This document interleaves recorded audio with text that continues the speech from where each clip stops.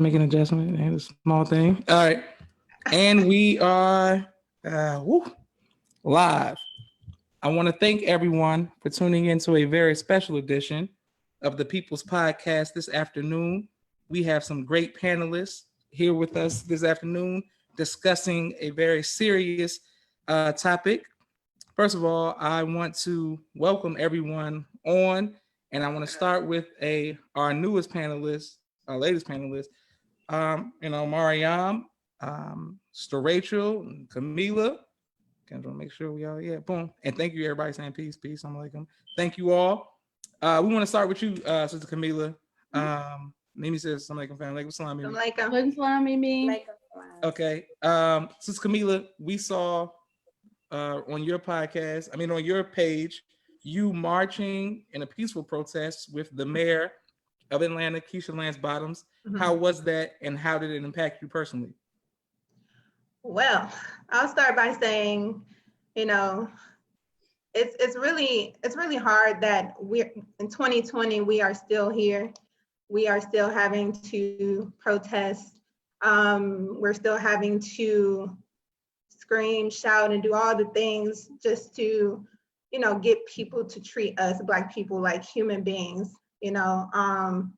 But being out there, I will say, like you said, it was very peaceful protest, very powerful protest, very emotional. I mean, whenever you get out there, I don't know how many people who are tuning in have been able to experience a protest, but when you're out there, it's like the emotions are just so overwhelming, right? Like, it's so many people out there, so many, to me, being out there too and seeing older people out there who are 70, 80 years old, I couldn't help but to get emotional. I can't help but to get emotional when I'm out there, because I'm like, you've been doing this your whole life, right?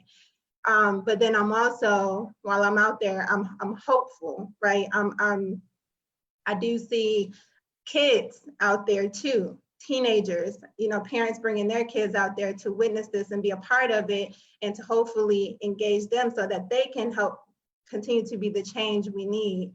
I will say that, it's, like I said, just very overwhelming, but we have to. We all have a role in all of this, whether you're out there protesting or whether you're the person helping the protesters. While I was out there, there are many people who would drive by and say, hey, do you need some water? There are people out there passing out, masks.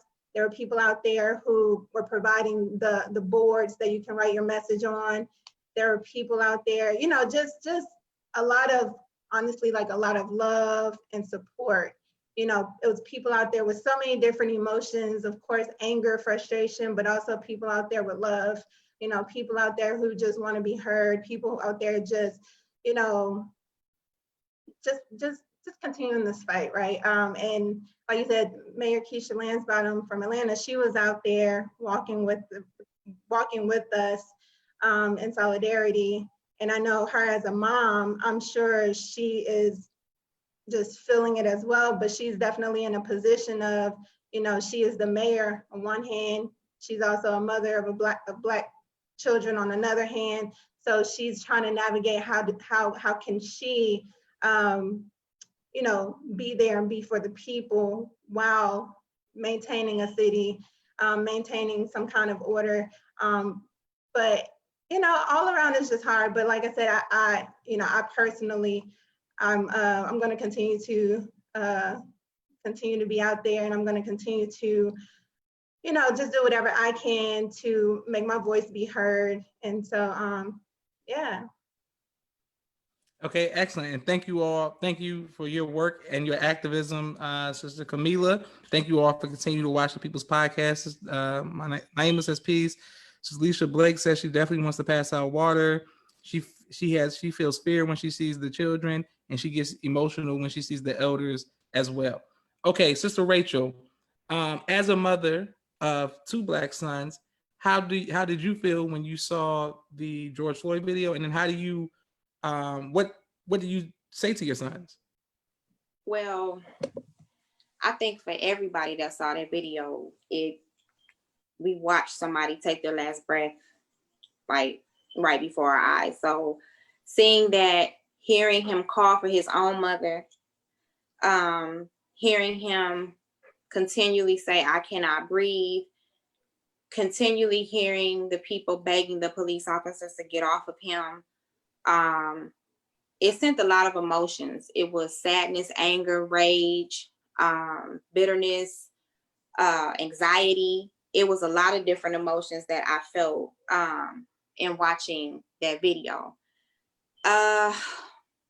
With having two sons, my youngest is 6, my oldest is 11. He'll be 12 in September. I've made my son, my oldest one especially, watch, because I don't want to shelter my children to make them think that, oh, this can't happen to you or this won't happen to you. I pray that Allah puts a hedge of protection around my children. However, I will tell my sons to always stand up for what you believe in. You never back down, and you fight. You fight, and you ask Allah to give you the strength to fight. And whatever the outcome is Allah's permissive will. And, as a mother, I ask Allah to give me the strength that, if anything were to happen to my son, not only by the hands of white people, but by the hands of some of our own, that he gives me the strength to carry on and do whatever is needed to bring justice for my son. But I will never teach my sons to be afraid or to genuflect in front of white police officers, or to, show any ounce of fear. Because, if you notice, animals, they attack when they sense fear. So, we follow a minister that has not an ounce of fear in his body.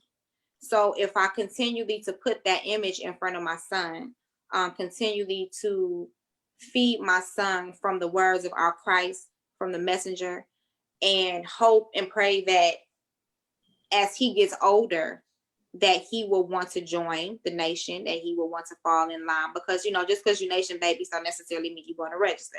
So I pray that, with everything that he's seen, will give him more of a want to come on in and join the ranks. Because, the Nation of Islam is the ark of safety. And that's the way that I'm teaching my sons, is that anything outside of Islam, you are now at bay for whatever America has to give.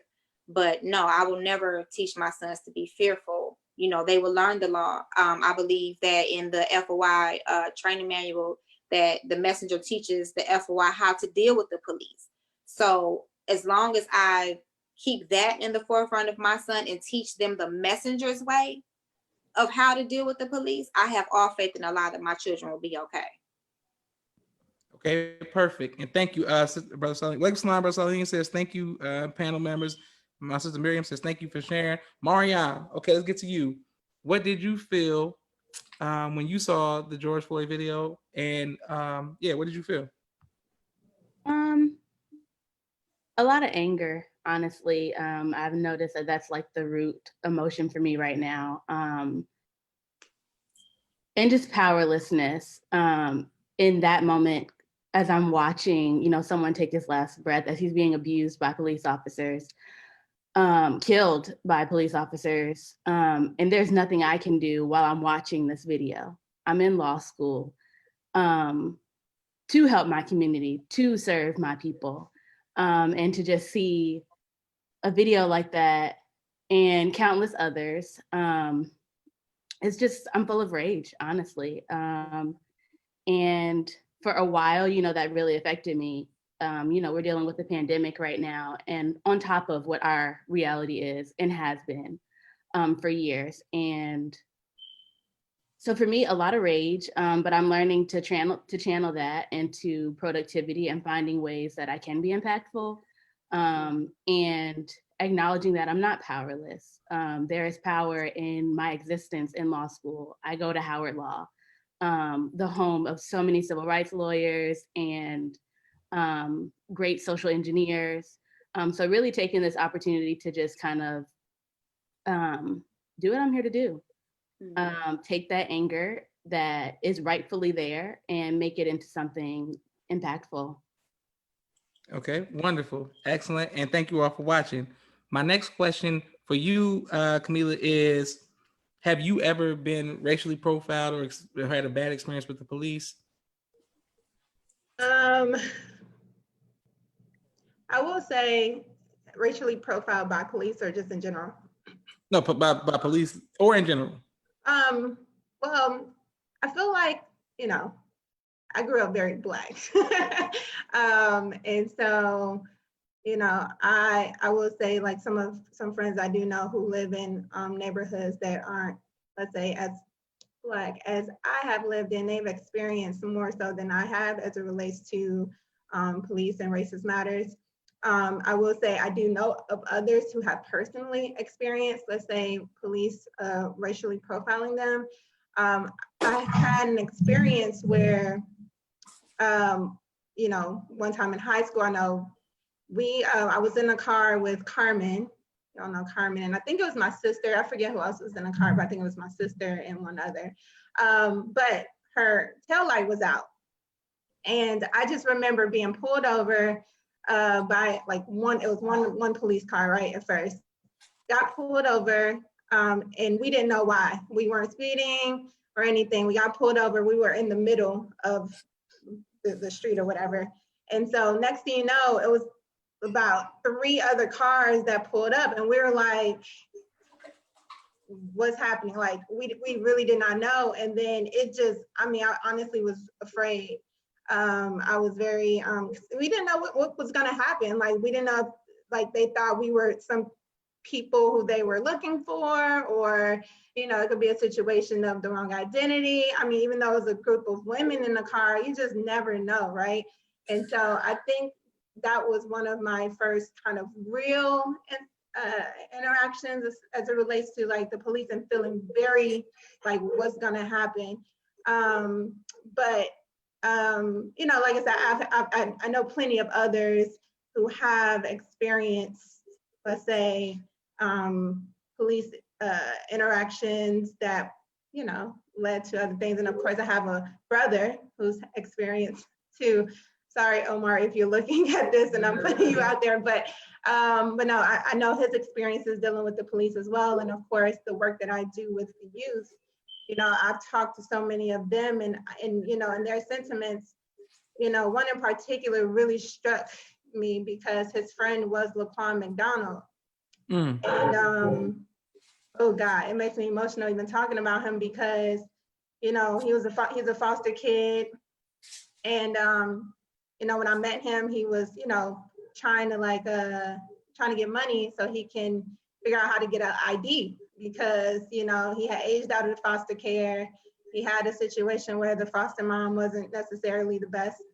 But he was out there just trying to figure it out, trying to get some money. And that's how we met in Chicago. But, you know, I ended up starting to talk to him, got him some food, and we just started talking, and, you know, and I tried to keep in touch with him. But again, his friend was Laquan McDonald. And I just remember him saying, I just don't want to be walking around here and be a victim of mistaken identity. You know, I don't want to be killed. Like, that was like his whole thing. And he's like, I knew Laquan, and like, and so, yeah, I mean, I can go on and on, but yeah, I haven't necessarily personally had that extent of a situation, except that, you know, really that one time, like in high school, but I do know many other Black men who have, and as well as Black women, but yeah. Okay. Thank you for your work as well, Camila, and thank you all for continuing to watch the People's Podcast. Okay, Sister Rachel, have you ever had any experience with the police in like a negative experience? I did. I actually had a experience with a Karen, but there was no video footage because I didn't have time to hold no phone and videotape because I had to pay. I was by myself and I needed to pay attention to my surroundings. And if I had to do what's necessary, then I was just going to tell you all about it. There was no video footage. I was getting my hair braided. I had never been to this part of Tennessee before. And so I was getting my hair braided by some African sisters, beautiful sisters from Senegal, absolutely. Nicest, wonderful attitude. So when I put into the parking lot, it was the shop, and then there was 2 other establishments next to the shop. It was like a strip. And so there were no more parking spaces available in front of the braiding shop. So I couldn't park at the other two establishments because there were signs there that said, do not park there. So I'm like, okay, so right next to it's like, here's a strip, here's an empty space, and then here's a car lot. So I parked in the empty space. There was like a white work van or something there, and there was no signs that said I couldn't park or anything like that. So I went on and parked. And as I'm coming out, my braider wanted to take a break, and she was like, go get something to eat. We'll come back, in about half an hour. I said, okay, cool. So I'm coming outside from the braid shop to get in my car, and there's a car, like my car is here, and then the car is parked like this behind me. So I'm like, well, I went into the braider shop. I asked them, I said, does anyone park behind me? They said, no, it's probably the people in the car lot. I said, okay.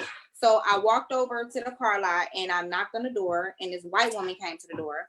And I said, how you doing, ma'am? I said, I'm not sure if this is somebody's car. It was very nice at first. And I said, I'm not sure if this is your car, but can you please, move so I can get out? And she got to telling me, and she was talking in the door. She had the door cracked and she was kind of like peeking through the door. So I'm standing like this with my hand on the door handle, and she has her hand on the inside of the door handle. And so she's talking through the crack of the door. So she was like, well, what did you park there for? I said, well, ma'am, there's no sign there. There were no spaces in front of the braid shop. So I didn't know that I couldn't park here. And she got to yelling at me, and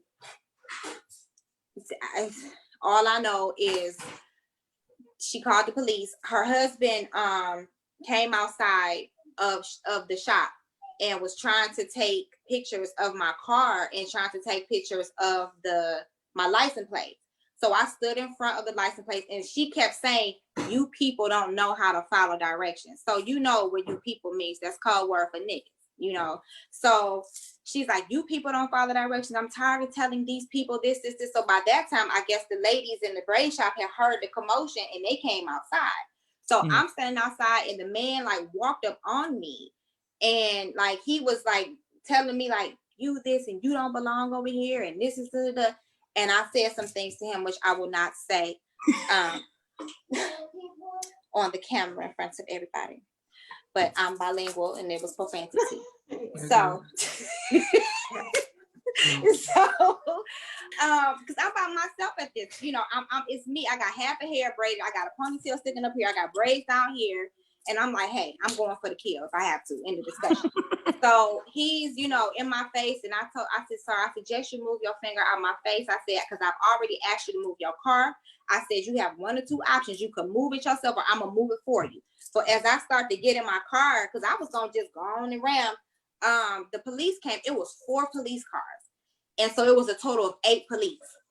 And for a quick minute, I got nervous because I'm like, I don't know how this is going to turn out. I don't know who these policemen are. I don't know what mindset they have. All I know is right now I'm the one that is, in question. So I braced myself. I said a quick prayer. I'm like, Allah, it is what it is. It's me and you. So fortunately, I had on a AKA bracelet. And it was a black police officer. So he saw my bracelet, and he was like, I think he was a Q, if I'm not mistaken. So he was like, sis, what's wrong? And I'm like, praise be to Allah. So when I heard that, I'm like, okay, I must be all right. So he was like, sis, what's wrong? So I started telling them, what the situation was. And they went over to the woman, and she started screaming in his face. And telling all the rest of them, it was 2 black officers and 6 white ones. So she wasn't yelling at the white officer. She was talking very nice to them. And then she started yelling at the black ones. And he was like, well, ma'am, she's not wrong. You don't have a sign up here. She can park there. If this is private parking, then you need to make it known so that no other patients will come and park in this space. And so she kept going off, and then she started trying to walk up towards me. He's like, no, you got to stay this way. And so she said she was going to go press charges or whatever. But I did tell her, and I told the white police officers that were there, I said, see, this is how black people get killed. I said, all of this over a parking space when all she had to do was move her car. I said, now, had you all been a different set of police officers, had the brother not have been here, this could have turned out completely different. I said, and if I was going out in the body bag, I was going to take her with me. I said, so, I told them, like, this is why you all have to be careful, because one little incident like that in the wrong hands at the wrong time, I mean, I could have been on a t-shirt. You know what I'm saying? You just never know. And you know, if that would have been what a law permitted, then there's nothing I could have done about it. But still, I don't have time to sit there and videotape and, you know, go back and forth. I'm not doing all of that. I don't like this whole videotape stuff where, you know, you have these incidences happening and people are standing around like, oh my God, look, put that phone down. Because if I would have got hit and there's some brothers standing across the street and they watched it, I would have been like, we need to go beat them up first. Because the white man, I expect him to be who he is.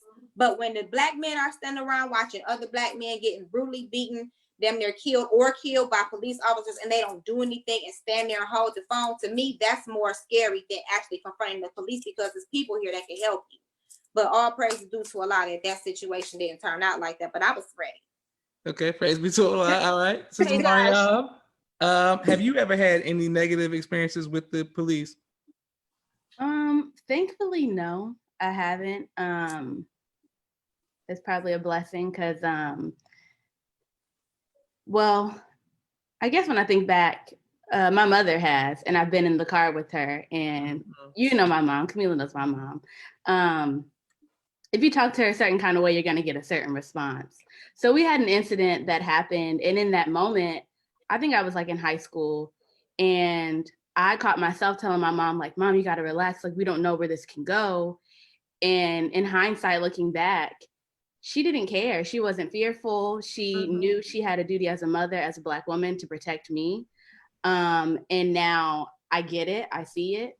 And I'm just thankful that I personally haven't had to have that moment and that experience. And I'm just grateful to Allah that, you know, it ended up in a peaceful way and we were able to go home. So no, I personally haven't had an interaction with the police that was violent or negative. So. Okay. Hey, Josh. Okay. I want to mention one situation that Absolutely. that happened, right? And I don't know how, I just did not even think to talk about this, but literally last year, my family had an incident with a racist Airbnb host. Yes, ma'am. That involved the police officers that could have really led to something like very extreme. And so I do want to address that really quickly, because while we are doing all this protesting and everyone is standing in solidarity, I do see a lot of companies putting out these statements. But when we were going through that situation with Airbnb, I didn't feel like they were standing in solidarity, or I didn't feel like they were really doing what they needed to do to assure these racist matters were being handled properly. And so basically, I'll try to condense the story, but we had, my uncle passed away, my father's brother passed away. And so we had to go to Ohio for his funeral. Of course, you know, not much time in between when it happened and then the funeral. So my brother rented an Airbnb because we had so many family members coming and a lot of people were staying at my grandmom's house where he would have, you know, stayed, as well as some other family members. So he rented an Airbnb that, according to the Airbnb site, could sleep 10 people. The house is big. It can sleep 10 people. So that, imagine, like, you know, how much space is in there. So after the funeral, you know, all of us are grieving, emotional, you know, obviously. And so after the funeral, my grandmother got locked out of her home. We were going to go to her place, you know, obviously to congregate and whatever the case may be and talk about my uncle. So she got locked out. So basically my brother had this Airbnb and he said, well, you guys should just come over here, because it was also like a snow ice storm simultaneously happening. And so it was a lot of elders, you know, of course, family. So we had some of the family just come over there. We're having a very just like good time, again, laughing, talking about my uncle. You know, we weren't being irate. We weren't being, none of the things, didn't, obviously, like no parties or anything like that. And so I guess the host of the Airbnb got wind that there were too many Black people walking into his house. And so without notice, without warning, he didn't contact my brother, he didn't text my brother, nothing. The Airbnb host, the white guy, and his friend a white guy, busted in through the back door of the home. They didn't even come through the front door of the home. Busted in through the back door of the home, very irate, very irrational, didn't even try to assess the situation, didn't get my brother, like contact him to just even see what was going on. Like, hey, I heard, you might have extra people in the house, no matter what the circumstance was, like he didn't handle it properly. And it put a lot of people in danger because him busting into the house like that, put everybody an alert, right? Like we didn't know you could be a robber. We don't know. And if somebody is licensed to carry, I don't know Ohio's laws, but if someone is licensed to carry and felt they need to protect their family, who knows? Or he could have come in there with weapons, you know what I mean? And so, and then of course his elders in the home, fortunately my grandmom and some of the other elders had just left because it was pretty late. But their health, anything could have happened. I'm thinking like somebody that had a heart attack. I'm like, thinking of all the things. But so he comes in irate. He's cursing, calling us you effing people, and you know what that means. And so obviously, we start getting the cameras on, and so I have it posted on my Facebook and everything of the whole ordeal. But they weren't even trying to like hear us out. They called the police. Of course, thinking the police would side with them. It just became a whole mess of an issue. They told us to get our SHIT and leave. They didn't give my brother the opportunity to even, it wasn't even a thing of the guest leave. No, they wanted my brother who paid to be there to leave too. And so, the guy comes in again, irate. The police get there and they tell him, hey, you stay right here until we were like, all right, we'll get our stuff and leave. Instead of staying there, he busts through and tries to like storm through the house to assess the house. But in reality he was trying to obviously find something wrong with the house. And the police weren't even, following behind him. So I'm like, what are you all doing? Because my thing is he can easily knock a hole in a wall or like plant, if he had some, let's say, weed on him, he could have planted some weed, And so, he going through the house, just making up crazy things like, well, I've been smoking in here, I smell it. And we're like, no one's smoking in here. But it was just so frustrating and so like, we just came from a funeral. We were crying. We're all already emotional, and we can't even grieve while being Black, right? But at the end of the day, we all got kicked out the house in the middle of a snowstorm. The roads very slippery. It was just one of those things where it was all about race. And, Airbnb did nothing about it. Nothing. The only reason I think they even refunded my brother is because we got on social media and people started reposting and things like that, but the guy was still able to host. He was still able to be on Airbnb, but these are the situations where I'm like, it could have escalated and many people could have been hurt or killed because of that. And so I did want to bring up that situation because it was very recent, like last year. So that's messed up. And I'm definitely, I don't like the fact that you had to go through that. Sister Alicia says, yes, sister, so true. Where David Johnson, yes, ma'am, exactly. Joseph Facebook so live. And thank you all for continuing to watch the People's Podcast. Okay, Sister Rachel, we're going to start with you on code switching. So for people who may not be familiar with that term, code switching is when you go from speaking how you might speak with your friends and your family versus speaking more in a professional setting. Do you feel like code switching or changing your appearance can affect how police see you? No, not at all. Right, period. No, because no matter how much I code switch, I cannot change the color of my skin. And, I don't understand. Code switching to me in the Black community is just a sense of really not knowing who you are and not knowing who they are. When you learn your history, when you learn who you are in history, when you learn who they are in history, you would never want to code switch because to me, being Black is one of the best things on the face of this earth, despite all of what we go through as a people. Just our melanin alone is a threat. So code switching is a definite no for me. Now, we might put on the phone like, hi, how you doing? Yes, like that.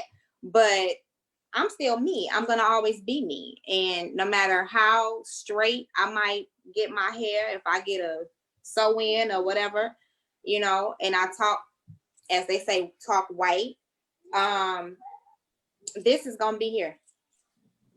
And like, why do we have to code switch? I don't. And right. Like, I don't, but I think because though, because, and this is something that I've seen, unfortunately, in working in higher education, is that unfortunately, I graduated from Wilberforce University, HBCU, and what I've seen in higher education with the educated Black folk, that we feel that if we don't, that we won't be accepted. We look at that as a sense of being accepted.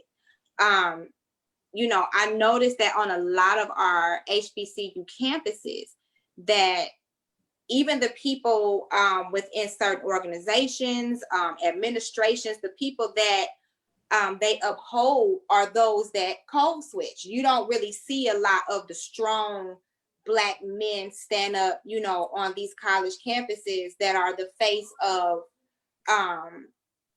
the administration. It's more so those that are, more,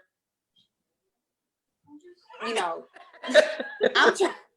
I'm trying not to be, but I'm just saying what I've seen. This is my experience. My experience is totally different from other people's, but from what I've seen is that the more you code switch in the well-to-do, Blacks, that the better off that you think you will be. So that's why, to me, I'm like, no, I will never, not at all. Not at all. And I was just answering like my opinion to what she was asking, Sister Camila, was that I just feel that we feel that that's a sense of accepting. Like, if I act like them, if I look like them, if I walk like them, if I talk like them, if I have all these different titles behind my name like them, if I join all these organizations like them, then I get to finally be accepted. When we know that you still look to them, regardless of what you have. So it's a white-mindedness that we need to get rid of in the Black community.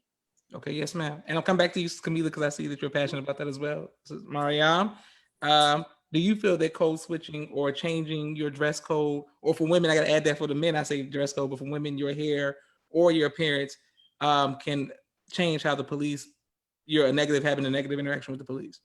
Oh, absolutely not. I mean, you've seen it. It doesn't matter if you comply, if you are polite, if you're nice, if you're silent, it doesn't matter. It doesn't change a thing. Their mindset is there. The culture of the police and how they handle people of color and Black people it's very clear. So no, I don't think it changes our interactions with police. I don't think it can make anything better by pretending to be something you're not. However, in workplace, I don't think people code switch as a means to fit in. I can only speak on my behalf. Half the time it's for survival. You are the only Black person in that office, and you have to learn how to manage up, as they say. When you have supervisors or coworkers who don't understand what their presence is in your presence. And so you kind of have to maneuver and talk to them in a way that they understand. And I think that fits under the code switching umbrella. But is that me not being myself? No, it's me learning how to get through to Amy because she doesn't understand what I'm saying when I'm very clear. So let me put it in your terms. And I think it's just a means of survival. But no, I don't think that it helps us by any means in interacting with the police or anybody that has some sort of power. Okay, yes, ma'am. I'm coming to you, Sister Camila. I'm coming to Sister Naima Muhammad says teach. LaRonda Merrick Porter says code switching is due to colorism. No, colonialism. Code switching is due to colonialism. Okay. I was going to just say this, that my sister, Sandra Bland, was from where I'm from, Naperville, Illinois. She spoke well. You saw what happened to her.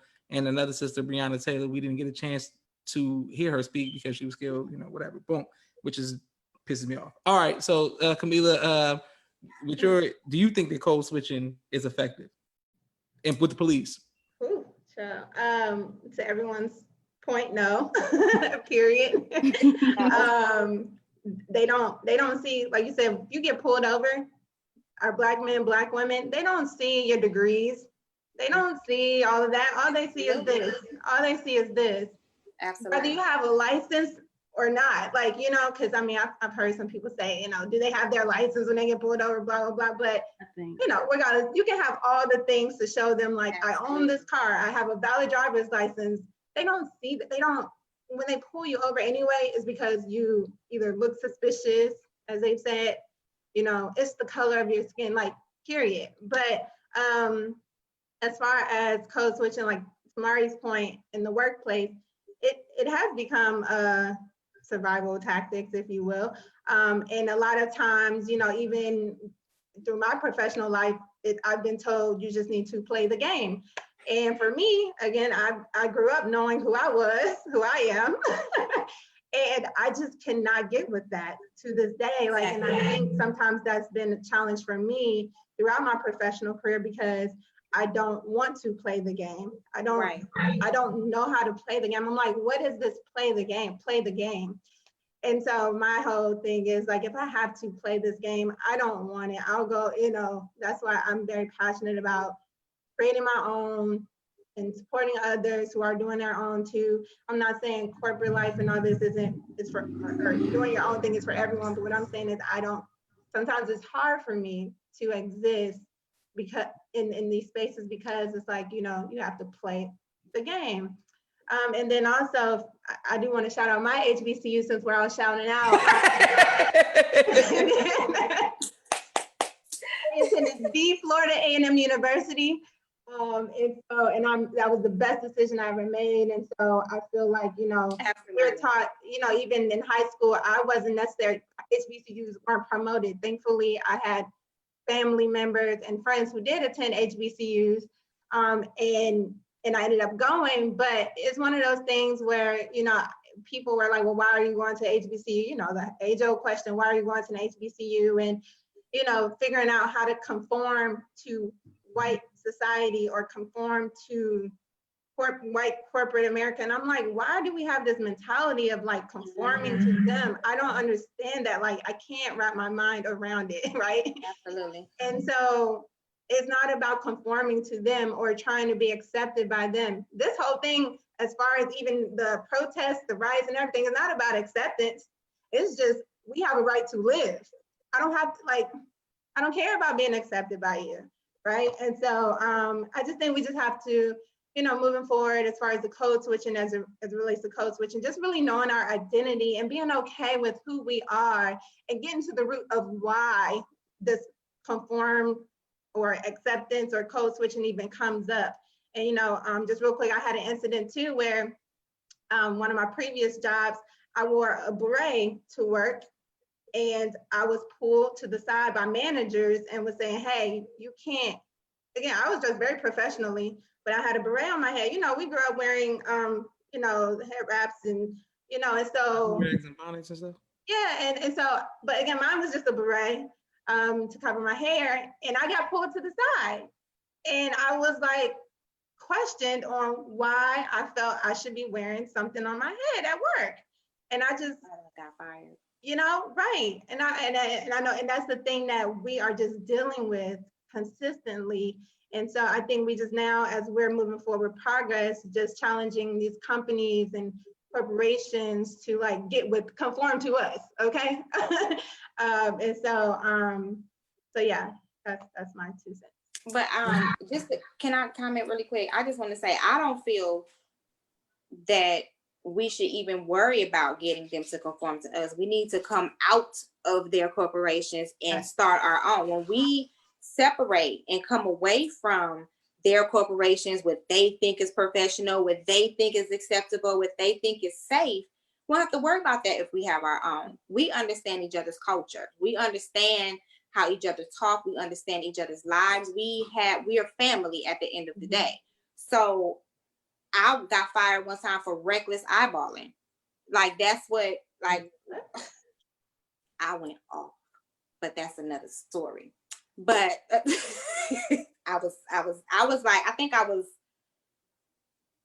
19 and I was working for a bank and I got fired for reckless eyeball because they said I recklessly looked at the supervisor.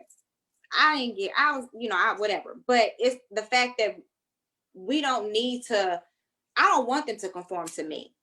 I don't want to be around you.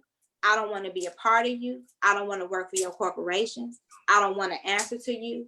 I don't want to have to ask you when I can take off, when I can go eat, when I can go to the bathroom. I don't want to have nothing to do with them.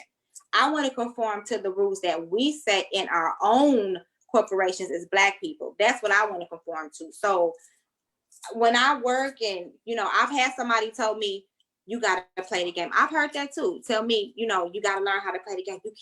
You can't always say something. You have to just sit there sometimes and just take notes. You can't always say anything. And that was the last time me and that person was friends. So that's never been me. I've never been taught to conform to them and to do what they want me to do. I have to be myself. I'm going to be my Black self. I'm going to be my nation self. I'm going to be Sister Rachel. And I'm always going to be that. So they can have it. They can have it. Let's go over here and build our own. And then we don't have to worry about somebody pulling you to the side because of what you have on your head or because of the color of your hair. Or I want nothing to do with it. Yes, ma'am. And thank you all for your great testimonies and transparency. And thank you all for continuing to watch the People's Podcast. We want to have our closing remarks on this. I want to leave with an action note. So I'm going to start with you, Sister Mariam. What are your individual steps moving forward for progress?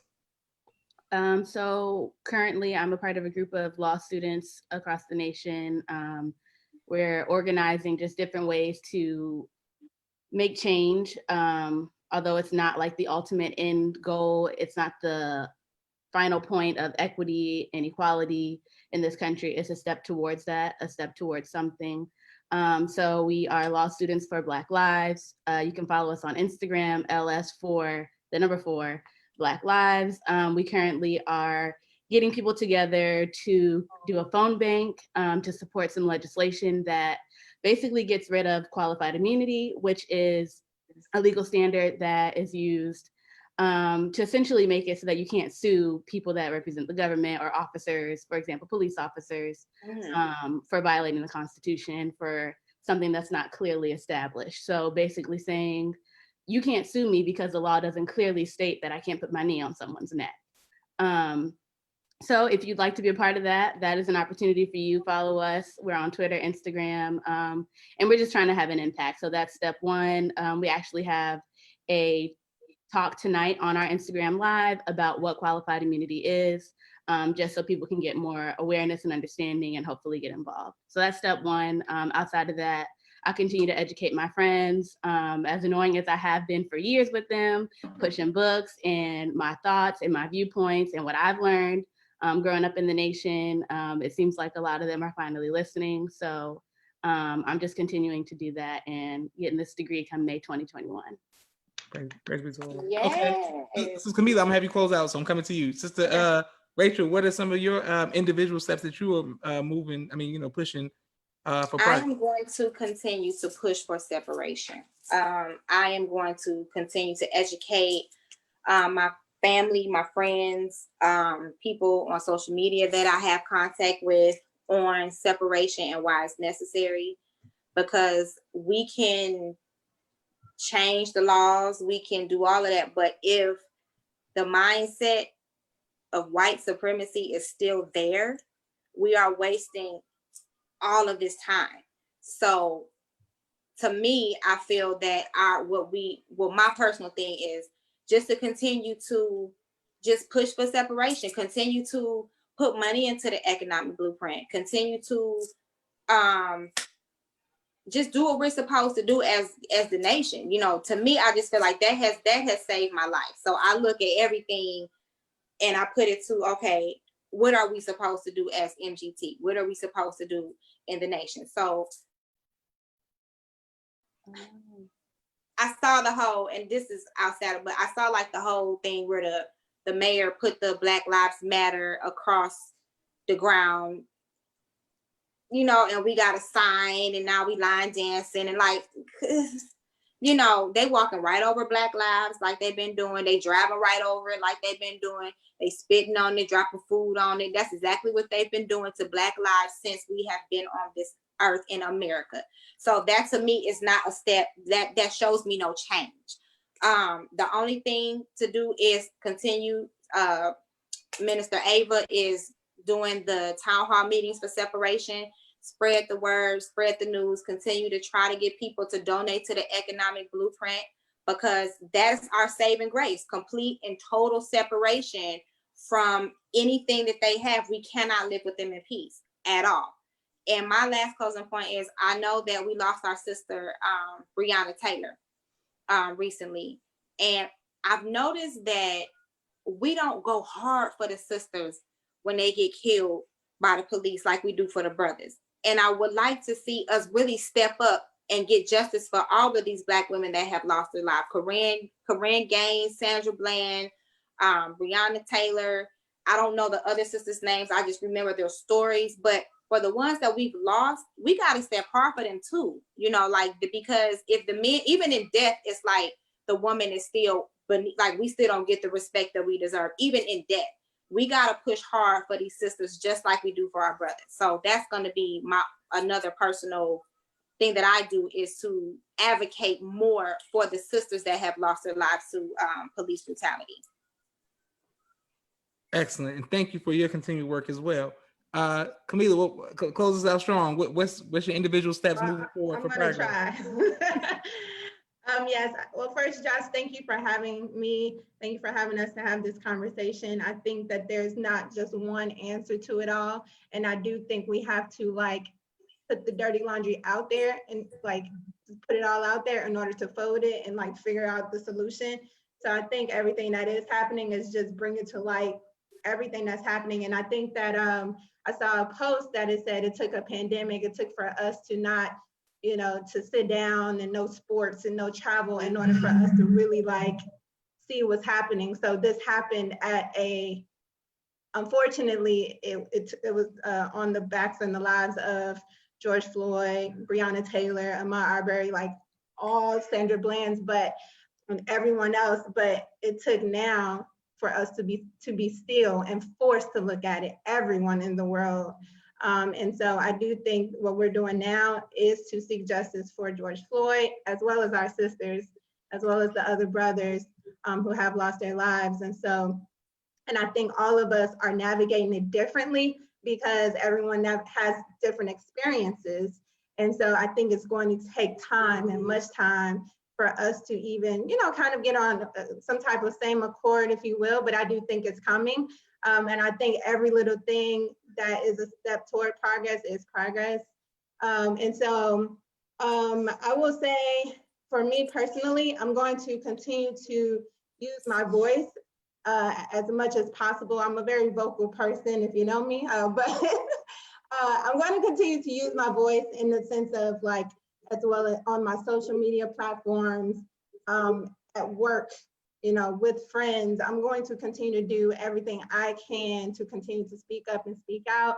I did start a page called Best But No Regards to talk about topics and issues related to Black women with no regard to how it makes people feel, and no regard to just whatever, if you will. I just wanted to have a platform where Black women were able to speak about whatever matters or topics were related to us, to promote each other, highlight each other, uplift each other, and say whatever, right?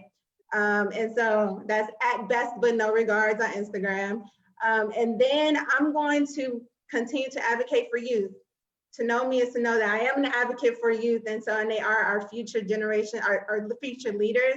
And so I think we have to do our part in continuing to help them get to where, you know, we're trying to go as a world, as a society, and to be the great leaders that we know that they can be. And so, yeah, and continue to be proactive in helping organizations however I can that are about these matters, these issues, you know, just doing my part in that regard as well. So Yeah. Excellent. But I'm very humbled and honored that you all would take time out of your busy schedules to come on the People's Podcast. Thank you all for continuing to watch, and I look forward to supporting you all's endeavors. Anything that the women are doing, I'm here to support it, and I'm gonna make sure that my influence and the homies, we gonna make sure that we on, we got y'all back. So know that y'all not out there alone. Thank y'all, and thank y'all for watching. I'm excited. Y'all inspired me just by talking about all of the stuff y'all gonna do. I'm like, okay, that's perfect. Because we need everybody. We need everybody to do something, So I appreciate it. Exactly. We need you to keep doing this podcast too. So. Yes, you do. Awesome job. Thank y'all very much, and thank y'all for watching. Assalamu alaikum. Assalamu alaikum. Welcome.